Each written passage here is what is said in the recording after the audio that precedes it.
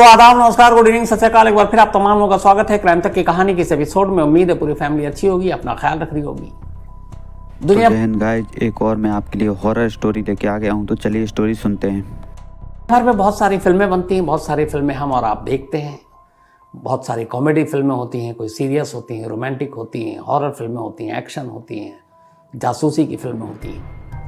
और हम सब ये जानते हैं कि जो फिल्म हम देख रहे हैं वो हकीकत से दूर है। ये एक फिल्म है और फिल्म की कहानी है, फिल्मी दुनिया है, इसी में एक्टिंग है, इसी में सब कुछ चल रहा है। लेकिन ये सब कुछ जानने के बावजूद किसी फिल्म को देखने लोग जाएं और चीखते हुए सिनेमा हॉल से बाहर निकले, किसी फिल्म को देखने जाएं और लोगों को सिनेमा हॉल के अंदर हार्ट अटैक आने लगे, दिल का दौरा पड़ने लगे, किसी फिल्म को देखने जाएं और उसके वॉशरूम में तमाम उल्टियां ही उल्टियां हों, किसी फिल्म को देखने जाएं और कोई प्रेग्नेंट लेडी हो, मिसकैरेज हो जाए,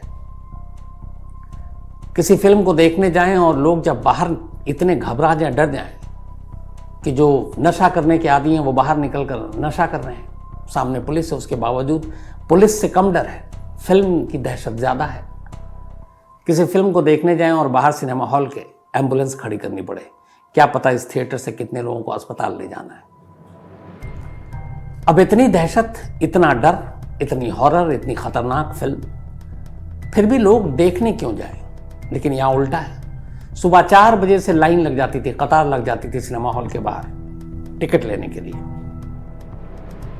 फिल्म को लेकर बहुत सारी बातें हुई। अब हॉरर फिल्म, इसको लेकर बाकी फिल्मों से तुलना की जाती है तो थोड़ा सा माना जाता है कि बहुत अच्छे ग्रेड की फिल्में नहीं होंगी। लेकिन फिर ये फिल्म, जो फिल्म कुछ बजट में बनी, अराउंड 12 मिलियन में, और बॉक्स ऑफिस पर रिकॉर्ड तोड़ती है 444 मिलियन, मतलब कितने गुना ज़्यादा कमाई करती है। $12 मिलियन की जगह 444 मिलियन डॉलर की कमाई करती है। इसके बाद अब ये फिल्म अवार्ड के लिए इसको भेजा जाता है।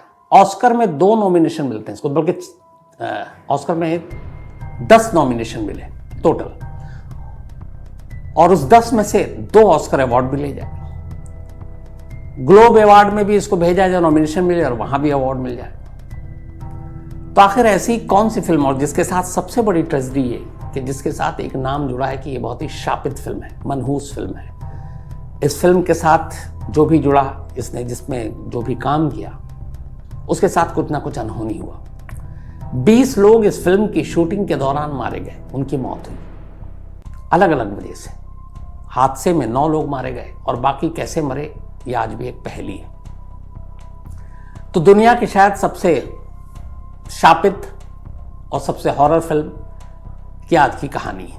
एक ऐसी डरावनी फिल्म जिसके बारे में है कि जिस वार्नर ब्रदर्स प्रोडक्शन की फिल्म थी, तो उसके लोग जब इस थिएटर में इसको गए देखने के लिए, प्रीव्यू के लिए कि ये फिल्म कैसी बनी, कैसी चलेगी कि नहीं, थोड़ी देर के बाद वार्नर ब्रदर्स की टीम के लोग सिनेमा हॉल से भाग गए। उन्होंने कहा आगे नहीं देख पाएंगे। फिल्म क्रिटिक्स के लिए ये फिल्म को रखा गया सिनेमा हॉल में रिलीज से 5 दिन पहले कि देखिए आप अपनी रिव्यू दीजिए, बताइए कैसे फिल्म बनी है। क्रिटिक्स सिनेमा हॉल में पिक्चर देखने गए, कुछ ही देर के बाद सिनेमा हॉल से भाग निकले। उन्होंने कहा आगे नहीं देख पाएंगे। अब आखिर ऐसी डरावनी और ऐसी कौन सी फिल्म है ये? तो सबसे पहले इस पूरी फिल्म की अब आपको कहानी बताता हूं। बात 1969 की है। एक नॉवेल लिखने वाले शख्स जिनका नाम था विलियम फ्रेडकिन, इन्होंने एक किताब लिखी थी उस वक्त, एक हॉरर नॉवेल लिखा था, द एग्जॉर्सिस्ट। अब इस किताब को लिखने के बाद ये नॉवेल काफ़ी हिट हुआ, लोगों ने पसंद की, एक हॉरर कहानी थी। तो ख्याल आया कि क्यों ना इस नॉवेल पर वो फिल्म बनाए। अब इसको लेके वो बड़े बड़े जगह पर गए। वार्नर ब्रदर्स ने इस नॉवेल की राइट खरीद ली थी। अब उसके बाद ये हुआ कि फिल्म बनेगी, लेकिन वार्नर ब्रदर्स की तरफ से जब फिल्म के राइट्स खरीदने के बावजूद बड़े बड़े डायरेक्टर्स को कांटेक्ट किया गया, कहानी सुनी, नॉवेल पढ़ी, और किसी भी बड़े डायरेक्टर ने इस फिल्म को करने से इनकार कर दिया। शायद उसकी वजह ये थी, उन्हें लगा कि एक हॉरर फिल्म की इमेज थोड़ी BC ग्रेड की होती है, तो कहाँ इस फिल्म में पड़ेंगे। अब जब बड़े डायरेक्टर नहीं मिले तो फिर बड़े एक्टर भी नहीं मिलेंगे, तो कोई बड़ा एक्टर भी नहीं आया, क्योंकि नए नवेले डायरेक्टर के साथ कौन काम करे। जब हर तरफ से मायूसी हुई और कोई डायरेक्टर नहीं मिला, तो खुद इस नॉवेल के लिखने वाले स्क्रीन राइटर विलियम फ्रेडकिन ने कहा कि मैं ही इस फिल्म को डायरेक्ट करूँगा। और उसके बाद ये हुआ कि अब वो इस फिल्म को डायरेक्ट करेंगे। लेकिन अब एक नए डायरेक्टर के साथ कौन काम करे, तो मुश्किल यहीं से शुरू हुई। तो ये हुआ कि स्टार कास्ट सारे नए लोगों को मौका दिया जाएगा। अब नए लोगों के साथ इस फिल्म की शूटिंग शुरू करने का फैसला लिया जाता है। जो मेन इसमें एक लड़की का किरदार था, उसके लिए करीब 1000 लड़कियों के ऑडिशन होते हैं और उनमें से फिर एक लड़की को चुना जाता है जिसका नाम है लिंडा ब्लेयर। अब इन सब चीज़ों के बाद अब फिल्म की शूटिंग शुरू होती है। 1973 में इस फिल्म की शूटिंग शुरू हुई। शूटिंग के दौरान एक पूरा सेट बनाया गया था, जहाँ पे एक बड़ा सा सेट था और उसमें एक लिंडा ब्लेयर के घर का एक बेडरूम का भी था, जहाँ पे भूत आता है और जाता है। तो शूटिंग शुरू हुई, पूरे सेट की सब कुछ ठीक चल रहा था। अचानक इलेक्ट्रिक सर्विस बॉक्स में एक चिड़िया के घुस जाने से शॉर्ट सर्किट होता है और सेट पर आग लग जाती है। आग बहुत भयानक थी, पूरा सेट लगभग जल जाता है। इस आग में करीब 9 लोगों की मौत होती है। शूटिंग का पहला दिन था, सब कुछ आग तबाह कर देती, लेकिन हैरत अंगेज तौर पर उस कमरे में आग की एक चिंगारी तक नहीं पहुंचती जिस कमरे में भूत के आने और जाने का पूरा सीन फिल्माया जाना था। तो जिस कमरे में शूटिंग होनी थी भूत की, वो कमरा बिल्कुल सुरक्षित और बाकी पूरा सेट स्वाहा। ये पहली चीज थी जो लोगों को बड़ी अजीब, ताज्जुब, हैरत हुई। कुछ फायर ब्रिगेड वालों को भी जब वो पहुंचे, जिस तरह आग की लपटें चारों तरफ थी, तो वो कमरा और उसमें तमाम चीजें जलने वाली ही थी, बेड से लेके कपड़े तक। लेकिन जिस रूम में भूत का सीन था, उस रूम में एक चिंगारी तक नहीं पहुंची, बच गया। अब इसके बाद ये हुआ कि लोग डर गए कि क्या मामला है, बातें होने लगी। डायरेक्टर को लगा कि सेट के लोग घबराए हुए हैं, आर्टिस्ट घबराए हुए हैं, टेक्नीशियन घबराए हुए हैं। तो उन्होंने फिर एक फादर को कांटेक्ट किया इस इंसिडेंट के 6 हफ्ते के बाद। अब शूटिंग भी शुरू करनी थी और उनसे कहा डायरेक्टर फ्रेडकिन ने कि फादर आप आकर हमारे सेट का शुद्धिकरण कर दीजिए। फादर आए, लेकिन उन्होंने कहा कि अगर मैं शुद्धिकरण करूंगा तो तुम्हारी टीम के अंदर और ज़्यादा बेचैनी और घबराहट हो जाएगी, इसलिए कि उन्हें लगेगा कि वाकई यहाँ कुछ गड़बड़ है और भूत प्रेत है, तो शायद वो सेट पे काम भी ना करें। ये कहते हुए फादर वहाँ से बिना उस सेट का शुद्धिकरण किए हुए निकल गए। उन्होंने किया नहीं। अब उनके जाने के बाद खैर 6 हफ्ते बीत गए थे। किसी तरह से समझा बुझा कर डायरेक्टर ने तमाम एक्टर्स को राज़ी किया, टेक्नीशियन को राज़ी किया, शूट शुरू किया। अब उसी में एक शूट में चूंकि भूत उछलता है, कूदता है, तो तारों से लटक कर, मेन आर्टिस्ट है उसको तारों से लटकाया गया और इधर उधर झुलाना था। अब वो इस तरीके से तार अचानक अपने आप झूलने लगा कि वो जो लेडी थी वो चिल्ला रही है कि मुझे नीचे उतारो। डायरेक्टर और बाकी लोगों को लग रहा है कि वो फिल्म का पार्ट है, लेकिन उसकी हालत ख़राब हो रही थी और उसकी लगभग जो रीढ़ की हड्डी थी उसमें काफ़ी चोट आ गई। बाद में जब उसने गालियां देनी शुरू की तब लोगों को लगा मामला गड़बड़ है, उसे नीचे उतारा गया और फिर उसे अस्पताल पहुंचाया गया। बाकी पूरी शूटिंग के दौरान वो बैसाखियों पर ही सेट पर आती थी। ये ऐसा हुआ उसके साथ। इसके बाद भी फिल्म रुक रुक कर शूट होती रही, चलती रही, लेकिन 9 हादसे जो मरे थे हादसे में, उसके बाद फिर एक एक कर अलग अलग लोगों की भी मौत होने लगी। पहली जो मौत हुई वो एक जैक मैकगोरन की हुई थी, जो फिल्म में एक रोल प्ले कर रहे थे और उनके वो शैतान के हाथे मरता हुआ दिखाई देना था, लेकिन उससे पहले ही रहस्यमय तरीके से उसकी मौत हो गई। इसके बाद फादर डैमिन की एक मां का रोल उसमें करना था, एक्ट्रेस वासिली की। फिल्म रिलीज होने से पहले उसकी भी मौत हो गई और इसके बाद एक और शख्स की फैमिली मेंबर की मौत हो गई, क्रू मेंबर्स की मौत हो गई और उसे एकदम बिल्कुल ठीक ठाक, कुछ पता नहीं कैसे हुआ। फिर एक कैमरामैन का बच्चा पैदा हुआ, बिल्कुल ठीक था, डॉक्टरों ने कहा अस्पताल से घर ले गए और अचानक उस बच्चे की मौत हो गई। एक लीड एक्ट्रेस जो इसमें थी, उसके दादाजी शूटिंग के पहले हफ्ते में आए थे देखने के लिए और देखने के बाद शूटिंग के दौरान वो वापस गए और उनकी भी मौत हो गई। इसी तरीके से इस फिल्म के बाद इस फिल्म के एक एक्टर जो लीड एक्टर थे, पॉल बैटसन, उन्होंने एक जर्नलिस्ट का मर्डर कर दिया और फिर उसमें मर्डर के केस में उनको सजा हुई। तो ऐसे करते करते अलग अलग वक्त में 9 लोग आग के हादसे में और 11 लोग अलग अलग तरीके से, और जो रहस्य है कि कैसे उनकी मौत हुई कोई नहीं जानता। 20 लोगों की इस मामले में मौत हो गई। खैर किसी तरीके से ये फिल्म जो है बनकर कंप्लीट हुई। बहुत डिले भी हुआ, रुका भी, और लेकिन फिर भी फिल्म कंप्लीट हो गई। अब फिल्म की कहानी क्या थी?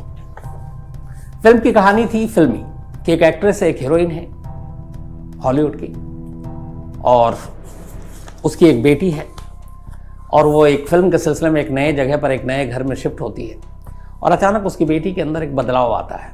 वो चीखती है, चिल्लाती है, कुछ लोगों से बात करती है, अजीब अजीब तरह का व्यवहार करती है। वो डॉक्टर को दिखाती है, डॉक्टर सारे टेस्ट करते हैं, कहते हैं कि बिल्कुल नॉर्मल है, लेकिन उसकी तबीयत लगातार बिगड़ती जा रही है, उल जलूल हरकत करती जाती है। कहती है कि हाँ मेरा दोस्त है, वो दोस्त का गर्दन उल्टा है। फिर एक दिन उस दोस्त की घर के बाहर लाश मिलती है। फिर एक रोज़ ये बात करते करते एक्ट्रेस की बेटी वो अपना पूरा गर्दन 360 डिग्री में घुमा लेती है। माँ घबरा जाती है।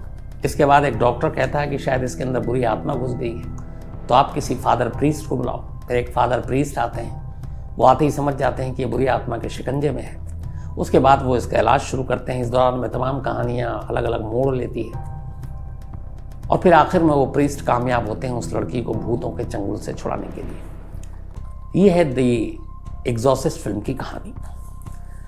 तब इस फिल्म के लिए जो बजट रखी गई थी शुरू में 2.5 मिलियन डॉलर थी टोटल बजट, लेकिन इतने सारे हादसे हुए, इतना वक्त बीता, डिले होता गया, तो 2.5 मिलियन डॉलर के बजट के बनने वाली फिल्म 5 गुना बढ़कर करीब 12 मिलियन डॉलर में फिल्म बनी, 12 मिलियन में। तो वक्त भी लगा और जो बजट है वो भी 5 गुना हो गया। डायरेक्टर की भी हवा खराब, प्रोड्यूसर की भी हवा खराब। खैर अब फिल्म बनकर रिलीज हो गई। 1973 में इस फिल्म को रिलीज किया जाना था, और 25 दिसंबर क्रिसमस के दिन यह फिल्म रिलीज होनी थी।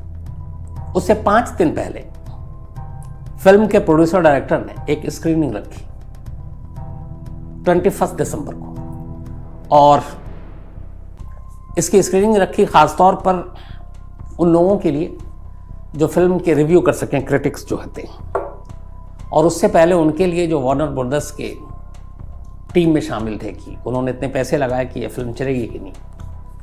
वार्नर ब्रदर्स की पूरी टीम जो है, जो उनके एग्जीक्यूटिव आए थे फिल्म का रिव्यू करने, और ताकि अपने ऊपर के बॉसेस को उसके बारे में बता सके, वो फिल्म शुरू होते ही कुछ ही मिनट के बाद इतने घबरा गए, इतने डर गए कि बिना रिव्यू दिए वही भाग निकले।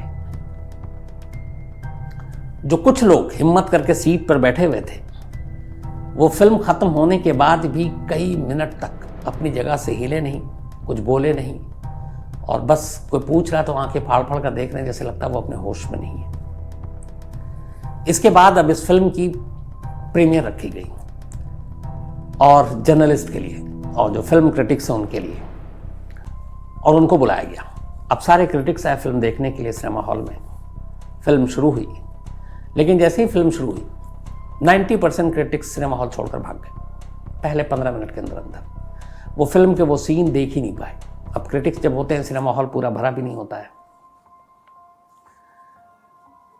अब कुछ लोग जो थे, उन्होंने जो रिव्यू लिखा, वो रिव्यू भी कहते हैं आधा अधूरा था। मतलब वो डर और खौफ के साए के बीच में उन्होंने जो कुछ लिखा था। इसी दौरान में 1973 में ही इस फिल्म जो का एक प्रीमियर एक ऐसी जगह पर रखा गया था जिसके सामने एक चर्च हुआ करता था 16th सेंचुरी का।